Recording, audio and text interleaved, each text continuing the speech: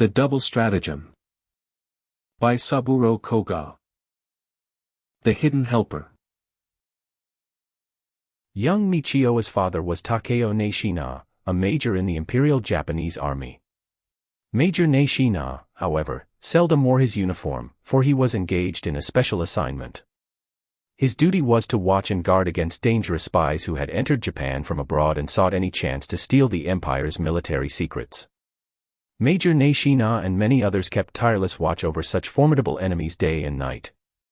Yet their adversaries were equally determined, and now and then, regrettably, secret documents were stolen.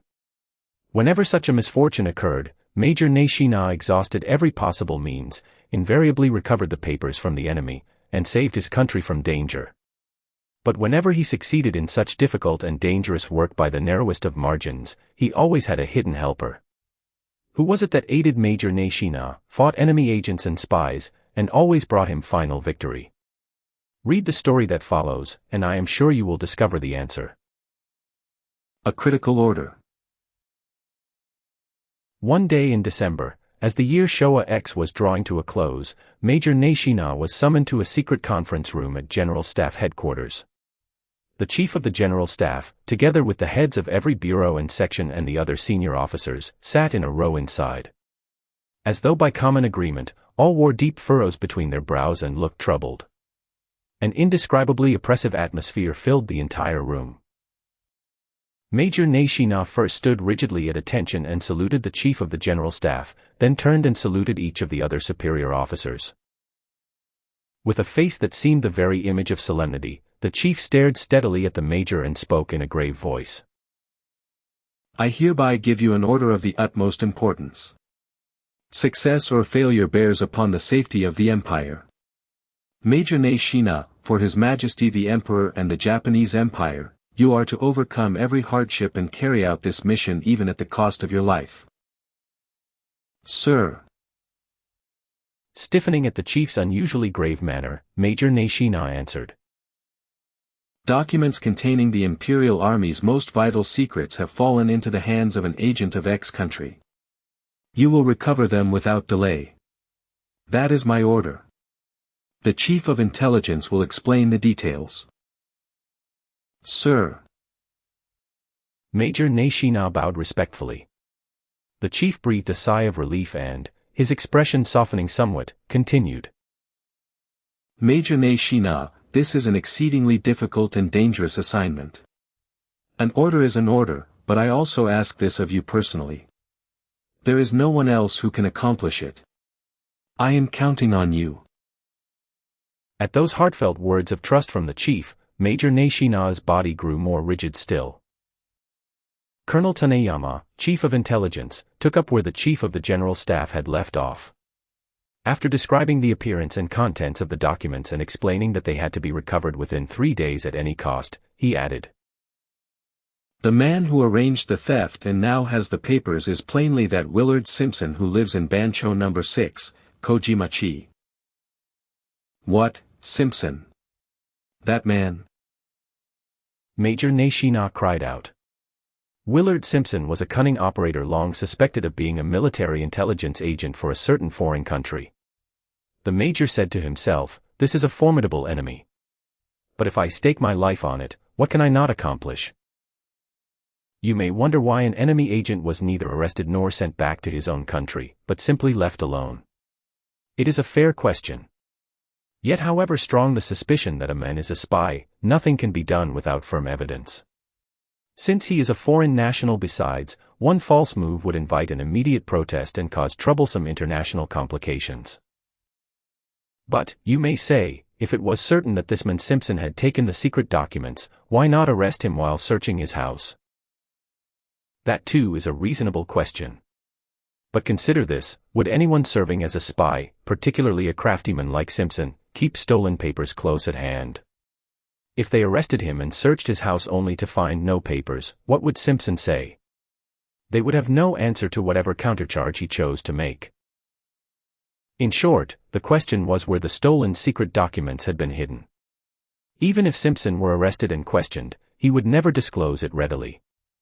Major Nishina's mission was not so much to arrest Simpson as to discover where the papers were and recover them as quickly as possible. Simpson must of course have hidden the papers somewhere safe, Colonel Taneyama said. He expects us to come for them and will undoubtedly watch for a while to see what we do.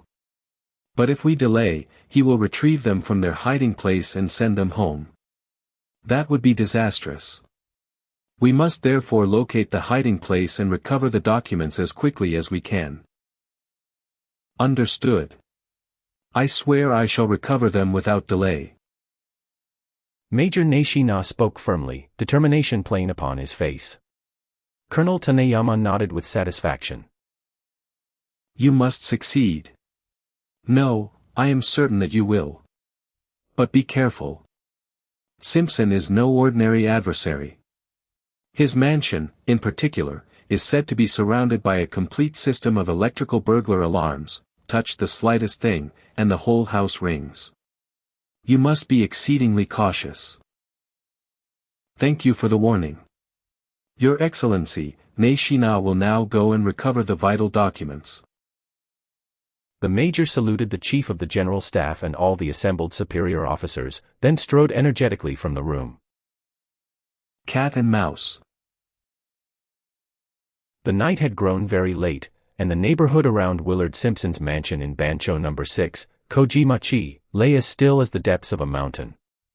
Now and then the wintry wind whistled through the treetops, only making the surrounding silence seem deeper. One would have thought that no one could be walking there at such a late and bitterly cold hour, yet presently a figure came tapping along the pavement. When he reached Simpson's house, he stopped and watched the surroundings for a while. The man revealed by the lamp before the gate had turned up the collar of his overcoat and pulled his hat low over his brows, but he was unmistakably Takeo Nishina. Soon Major Nishina sprang lightly over the iron fence and into Simpson's grounds. The fence, stretched between brick pillars that stood only about waist-high, was itself no higher and presented little difficulty to jump. But entering this carefully guarded mansion would not be easy. What plan could Major Nishina possibly have? Major Nishina strode straight up beside the imposing Western-style house. Then, what astonishing recklessness! With the heavy walking stick in his hand, he struck the tightly closed shutter with all his strength. The shutter splintered and groaned. The Major thrust his stick into the break and used it as a lever until at last he wrenched the shutter open. Next he smashed the window glass. Quite apart from the noise made by breaking shutter and glass, the electrical alarm must now have been ringing throughout Simpson's rooms. Had Major Nishina forgotten Colonel Taneyama's repeated warning? If he had not, what astonishing audacity, indeed, what sheer recklessness. After smashing the pane, Major Nishina reached through the opening and unlatched the window, then sprang lightly inside. The room was pitch dark. He opened the door and entered the corridor, which was equally dark, and felt his way forward on tiptoe. Suddenly a flashlight blazed at him from the side, and at the same instant something hard pressed against his ribs.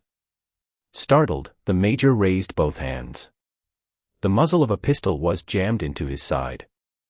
Alas, the Major had been captured by the enemy at last.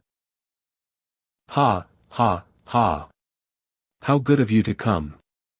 I shall show you the way. Now, walk. The speaker, his voice full of mockery, was Simpson.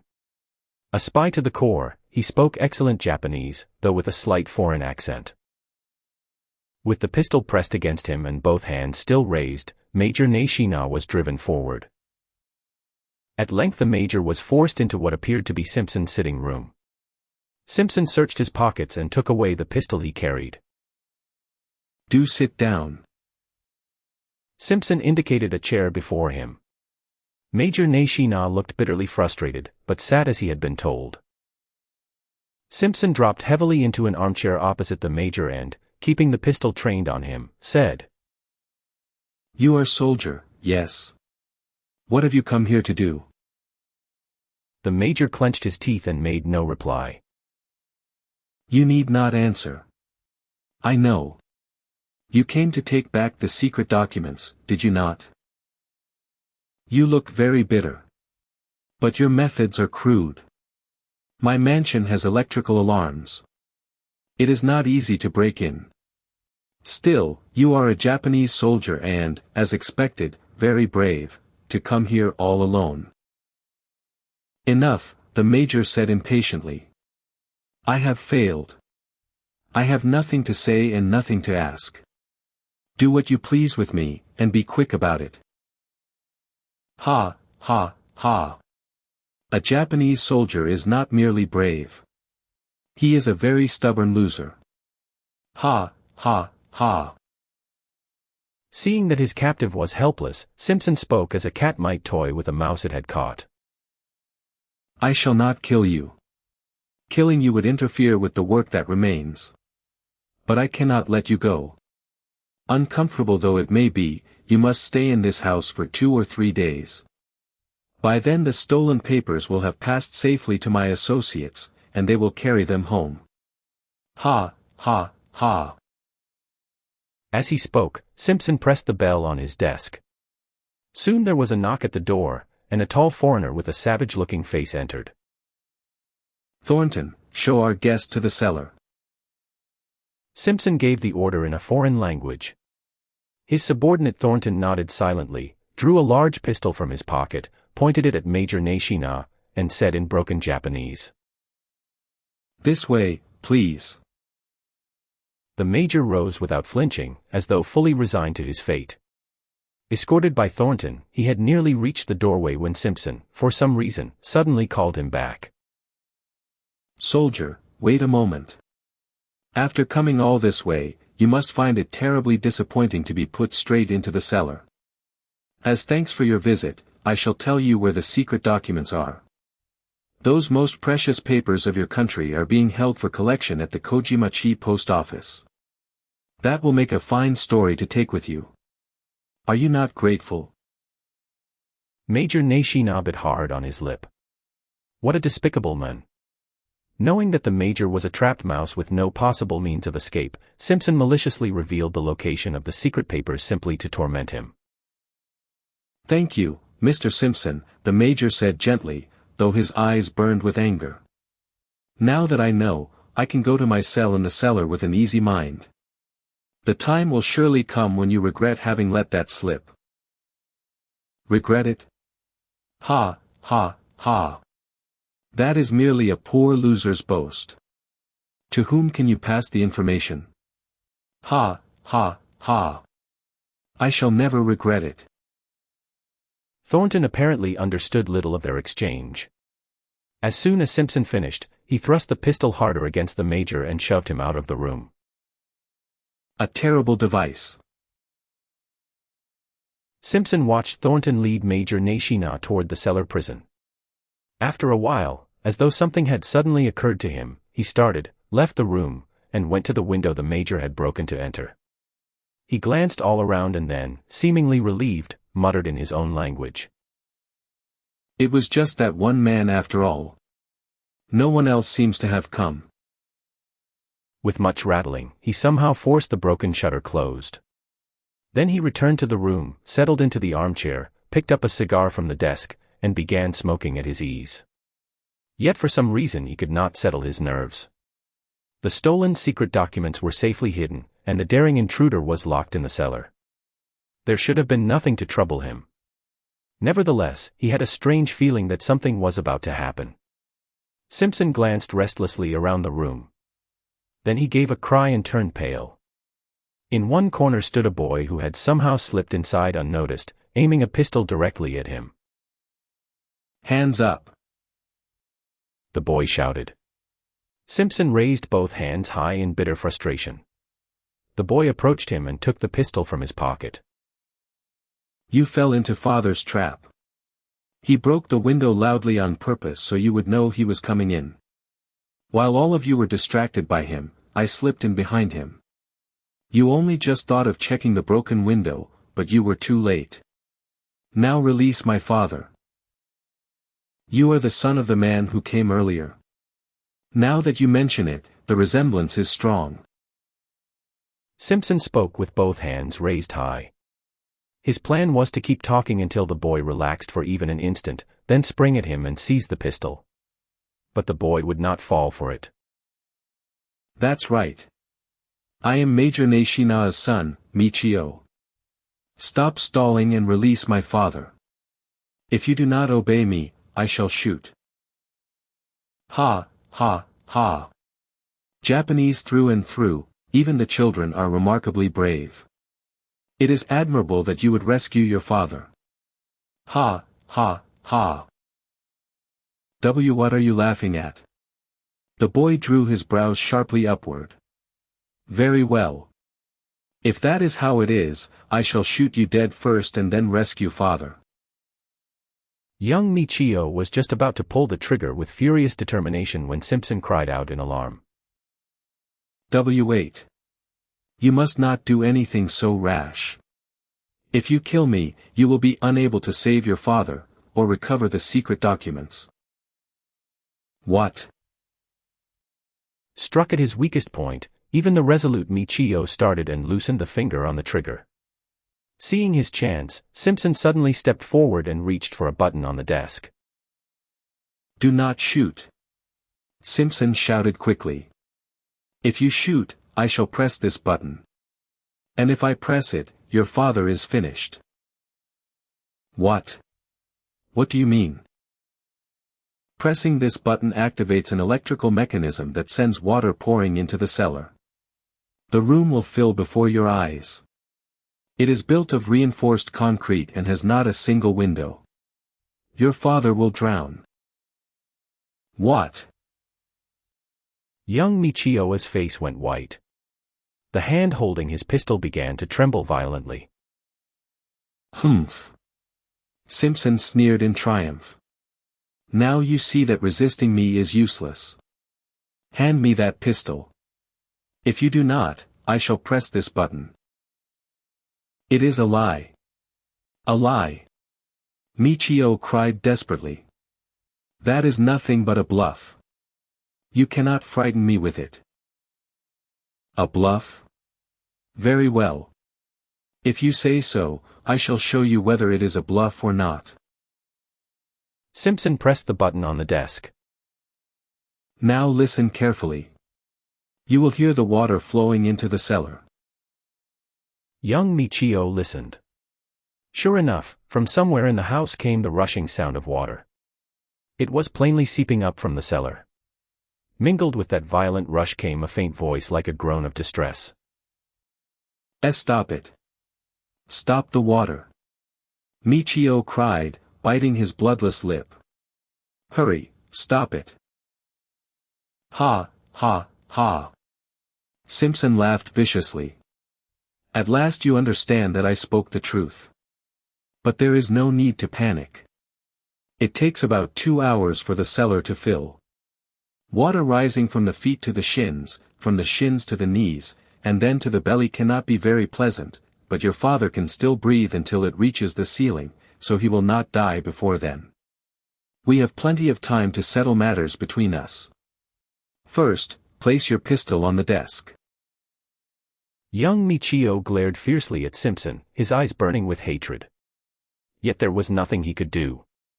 Looking utterly defeated, he laid the pistol on the desk.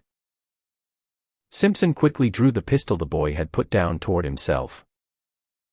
Dangerous, very dangerous. It is exceedingly dangerous for a child to play with such a thing. Now I can breathe easily. Please stop the water at once. There is no need for such haste.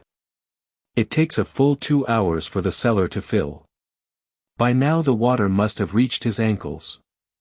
Your father must feel terribly anxious and chilled, as though he hardly knew whether he was alive. But there is no need to hurry. Villain. Murderer. Spy. Young Michio hurled the words at him, his face as pale as clay. Ha, ha, ha. Spy is the only true one. I am neither a murderer nor a villain. You and your father tried to catch me in a scheme, and this is merely what came of it. Now tell me, you two are the only ones who came here, are you not? Yes. Young Michio nodded meekly, as though he now had no choice but to obey the other men. Then you two shall spend the next 3 days in the same room as your father. As he spoke, Simpson pressed the bell button on the desk. For some reason Thornton did not appear. Growing impatient, Simpson pressed the button again and again. Though his face was still pale, young Michio began to chuckle. I cut the wire to that bell, so it will never ring. What? Cutting the wire, what outrageous behavior. I wish I had cut the wire to the mechanism that releases the water into the cellar as well. I simply did not think of it. What a pity. Do not talk nonsense. The wire to the cellar is cleverly concealed, a boy like you could never have found it. If Thornton will not come, there is no help for it. I shall take you myself. Now stand up. Get up and come to the cellar. What will you do when you take me there? Do you mean to kill father and me together by drowning us? I shall not kill you. I will stop the water soon. I dislike killing people. But you two interfere with my work, so I shall keep you in the cellar prison for 2 or 3 days. By then the secret documents should have passed safely from my associates to our homeland. If that is your purpose, confining us in the cellar is useless. Young Michio delivered the words firmly. Simpson stared suspiciously into the boy's face as though he would bore a hole through it, then asked. What do you mean by that? The papers must have been recovered by now. Earlier, you told father they were being held for collection at the Kojimachi post office. I heard you from outside the room. When you went to inspect the window, I came in and used that desk telephone to report it. One might have expected Simpson to blanch and reel at Michio's startling words. Instead, quite unexpectedly, he burst into loud laughter. Ah, ha, ha, ha. Ha, ha, ha, ha. The telephone stratagem. What are you laughing at? Young Michio rebuked him, watching in amazement as Simpson laughed without warning. Ah, ha, ha, ha. Simpson continued to laugh and said. Do you think I was telling the truth earlier? The story that the papers were being held at the Kojimachi post office was pure invention. Ah, ha, ha, ha. I feel sorry that you took it seriously. Oh. Young Michio spoke in disappointment. So it was a lie. Ha, ha, ha. You look terribly discouraged, Simpson said in a taunting tone. Shall I tell you alone where they really are? Earlier I did not realize you were listening. Had I told the truth then, matters might have become serious. But now I have searched the house and fastened the broken window. There is no longer anyone secretly listening. Since you are such a brave and devoted son despite being only a boy, I shall tell you the truth. The secret documents, my boy, are safely kept at Metropolitan Police Headquarters. At Metropolitan Police Headquarters? That is absurd. Ha, ha, ha. You think it unbelievable and absurd that they should be kept at police headquarters. But it is absolutely true. When my subordinate stole the secret documents, he feared that bringing them directly to me would invite an attempt to recover them. So he put them in a suitcase with a false bottom and deliberately left it in a taxi. The driver, knowing nothing, naturally delivered it to Metropolitan Police Headquarters. Thus the secret documents you people have been searching for so frantically are now safely stored in its lost property office, as a suitcase containing worthless commercial samples. One of my men is to claim it in 2 or 3 days. What do you think of my ingenuity? The police and military police are desperately searching for documents that are safely stored, of all places, at the very headquarters of the police. To borrow a line from the theater, not even the Buddha himself would know. Ah, ha, ha, ha, ha. Treating his captive as a trapped mouse, and a mere child besides, Simpson boasted of his scheme in the proudest terms. What astonishing cunning! To leave stolen property at Metropolitan Police Headquarters and remain perfectly calm was surely an extraordinary piece of wicked ingenuity. Young Michio had successfully learned Simpson's secret. But he was about to be taken to the cellar. What use could the hard-won information possibly be then? As though suddenly remembering something, Simpson said, "It seems I have talked too much. The water in the cellar must be up to the waist by now.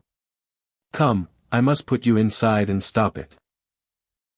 Just as Simpson said this, the telephone on the desk made a faint, peculiar clicking and buzzing sound. Young Michio's face suddenly came alive. He reached for the receiver and tried to lift it. "Here. Do not touch that." Simpson shouted at him and hurriedly picked up the receiver himself. "What?" The instant Simpson held the receiver to his ear, his face turned deathly pale and he dropped it with a clatter. Glaring at Michio, he reached for the pistol on the desk. Then, suddenly, a voice behind him said, "Do not move, Simpson." Simpson wheeled around in shock.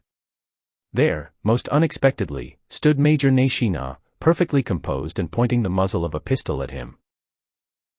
"Ah!" Simpson cried out in frustration, his lips trembling violently. Young Michio suddenly began to laugh. "Ha, ha, ha. Simpson, you fool. This desk telephone may look perfectly ordinary, but while you were at the window, I wedged a small piece of wood beneath the cradle where the receiver rests. The cradle remained raised, just as though the receiver were off the hook.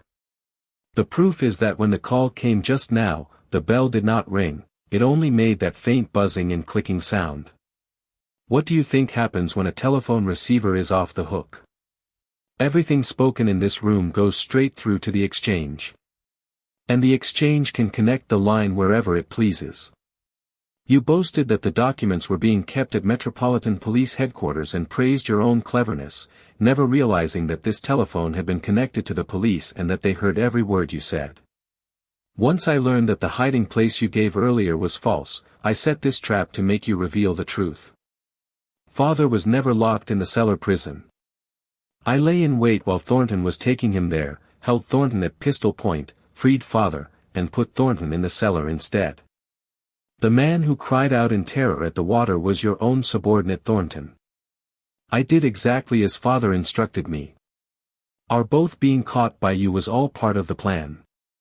If the hiding place you babbled about here proved genuine, Metropolitan Police Headquarters was to call us at once with the signal. All I had to do was keep you talking until it came. Shall I tell you what they said on the telephone just now? They told you that the documents were exactly where you said they were, did they not? Ah, ha, ha, ha, ha.